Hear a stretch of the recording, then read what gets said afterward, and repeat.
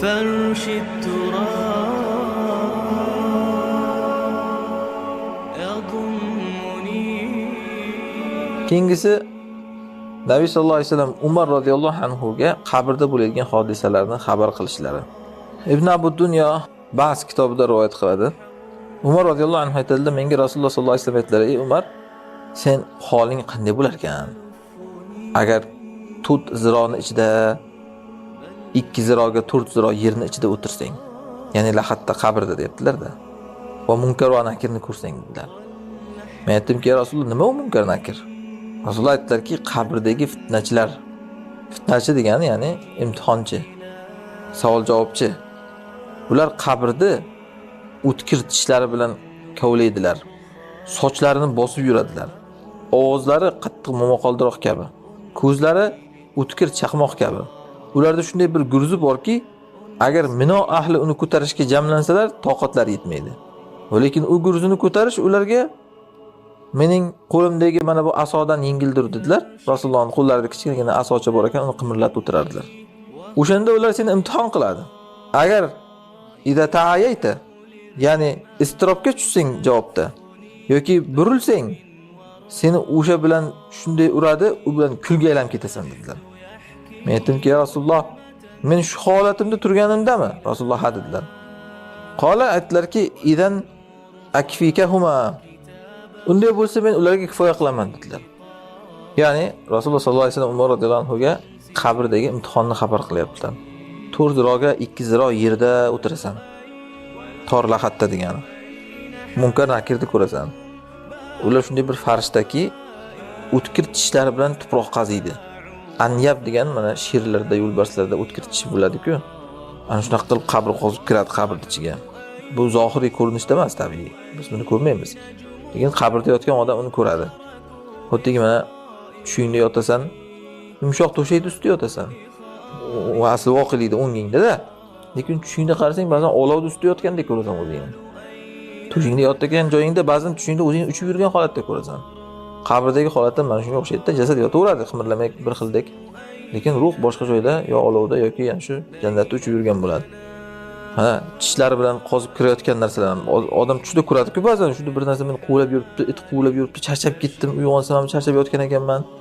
Xuddi shunaqa bo'ladi qabrdagi holat ham. Ular sochlarini bosib yuradi degani bu junlik mahluqlar degani haligi. Qonxo'r mahluqlar bo'ladi, junlik shunaqa. Ovozlari qattiq momaqaldiroq kabi, durillagan ovoz.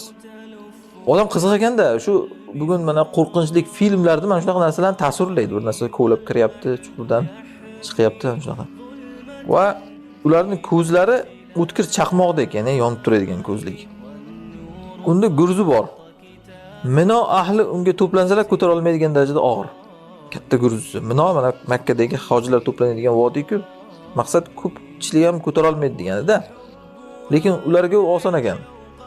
Xuddiki mana qo'limdagi asoni ko'tarish menga osonligidan-da oson deyaptilar. Kichkina aso bor ekan Rasulullohning qo'llarida qimirlatib turibdilar. Ular seni imtihon qiladi deyaptilar. Mana dunyodan o'tish imtihoni bu. Mana odamlar maktab bitirishda imtihoni bor, kollej bitirishda imtihoni bor, institutlar bitirishda imtihon bor, magistrat, doktorlik yoqlashda imtihoni bor. Hamma narsa imtihon bor, to'g'rimi? Ana shunga o'xshab bu dunyodan o'tishlik imtihoni ham bor.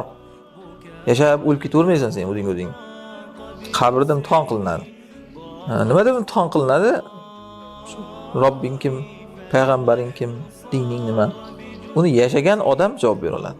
Xuddiki maktabda o'qigan odam javob berganga o'xshaydi. Agar sen istirobga tushsang, ya'ni dovdirab, inqillab, nima deyishni bilmasdan imtihondagi odam o'qimagan bo'lsa qanaqangi dovdiraydi?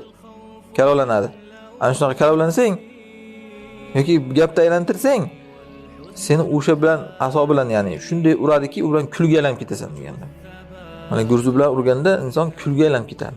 Umar aytayaptilarki, "Ya Rasululloh, men bugungi shu holatimda bo'lamanmi unda ham?" Ya'ni shunaqangi iymonda, shunaqangi holatda bo'lamanmi? Shunaqangi jasadda ha deganlar Rasululloh, unda men ularga kifoya qilaman deyaptilar. Ya'ni buni rivoyat o'zi sahihlik, zaifligida ko'p bir shubha bor. Biz mayli uni o'sha qabr azobini boshqa o'rinlarda bu ma'nosiz kelganligi uchun zikr qilinyapti. Umar radhiyallohu anhu men ularga kifoya qilaman deyishligi bilmadim qay darajada bu sahih narsa.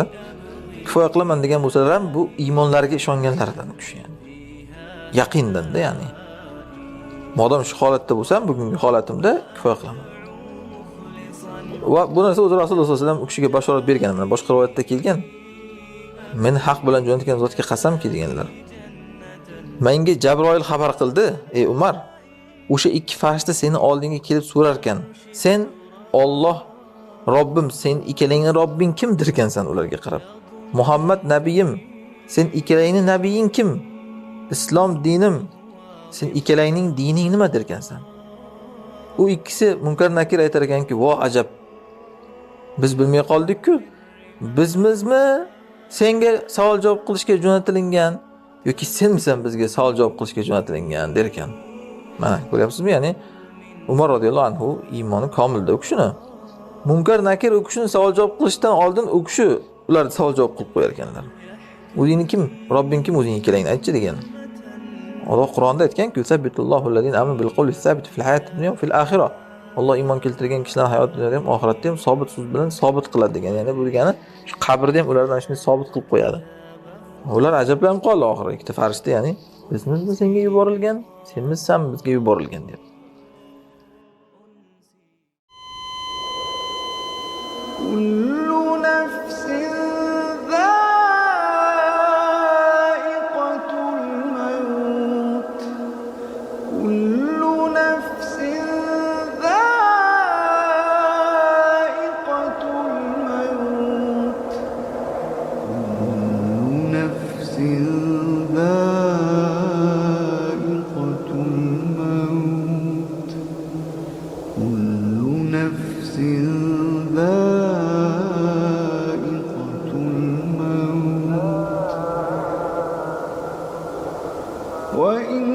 وإنما توفون أجوركم يوم القيامة